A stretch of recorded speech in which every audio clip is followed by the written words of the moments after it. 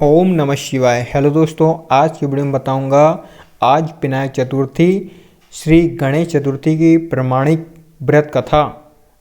इसके बारे में आज हम इस वीडियो में जानेंगे कि वो व्रत कथा कौन सी है।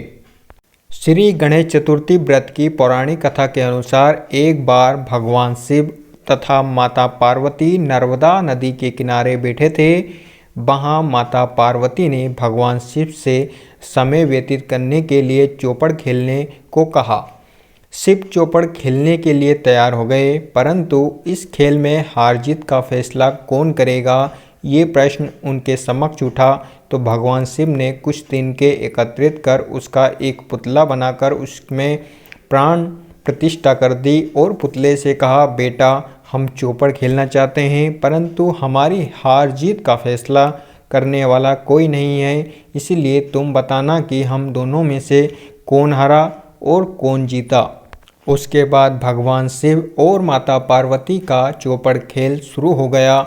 ये खेल 3 बार खेला गया और संयोग से तीनों बार माता पार्वती ही जीत गई। खेल समाप्त होने के बाद बालक से हार जीत का फैसला करने के लिए कहा गया, तो उस बालक ने महादेव को विजयी बताया। ये सुनकर माता पार्वती क्रोधित हो गई और क्रोध में उन्होंने बालक को लंगड़ा होने, कीचड़ में पड़े रहने का श्राप दे दिया। बालक ने माता पार्वती से काफ़ी माफ़ी मांगी और कहा कि ये मुझसे अज्ञानतावश ऐसा हुआ, मैंने किसी देश भाव में ऐसा नहीं किया। बालक द्वारा क्षमा मांगने पर माता ने कहा, यहाँ गणेश पूजन के लिए नाग कन्याएं आएंगी, उनके कहे अनुसार तुम गणेश व्रत करो, ऐसा करने से तुम मुझे प्राप्त करोगे। यह कहकर माता पार्वती शिव के साथ कैलाश पर्वत चली गई। 1 वर्ष के बाद उस स्थान पर नाग कन्या आई। तब नाग कन्याओं से श्री कृष्ण के व्रत की विधि मालूम करके उस बालक ने 21 दिन लगातार गणेश जी का व्रत किया। उसकी श्रद्धा से गणेश जी प्रसन्न हुए। उन्होंने बालक को मनवांछित फल मांगने के लिए कहा। उस पर बालक ने कहा, हे विनायक, मुझ में इतनी शक्ति दीजिए कि मैं अपने पैरों से चलकर अपने माता पिता के साथ कैलाश पर्वत पर पहुंच सकूं। वे ये देख प्रसन्न हों।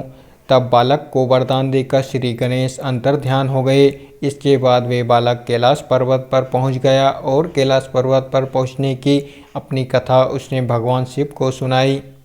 चौपड़ वाले दिन से माता पार्वती शिव जी से विमुख हो गई थी, अतः देवी से रुष्ट होने पर भगवान शिव ने भी बालक के बताए अनुसार 21 दिन तक श्री गणेश का व्रत किया।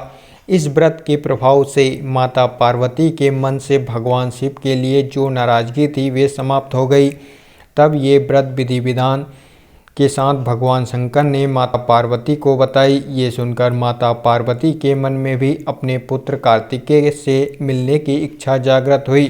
तब माता पार्वती ने भी 21 दिन तक श्री गणेश का व्रत किया तथा दूर्वा फूल और लड्डुओं से श्री गणेश का पूजन अर्चन किया। व्रत के 21वें दिन कार्तिकेय स्वयं माता पार्वती जी से मिलने आए।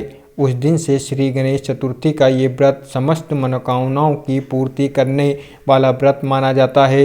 इस व्रत को करने से मनुष्य के सारे कष्ट दूर होकर मनुष्य को समस्त सुख सुविधाएं प्राप्त होती है। इति रेवा ये कथा समाप्त होती है। इसीलिए दोस्तों, आप भी गणेश चतुर्थी का व्रत अवश्य रखें, जिससे भगवान गणेश की कृपा आप पर बनी रहे और आपके सारी जीवन के कष्ट दूर हो जाएं। अगर आपको वीडियो अच्छी लगी हो तो like share comments and subscribe करना ना भूलें। Thank you so much all of you.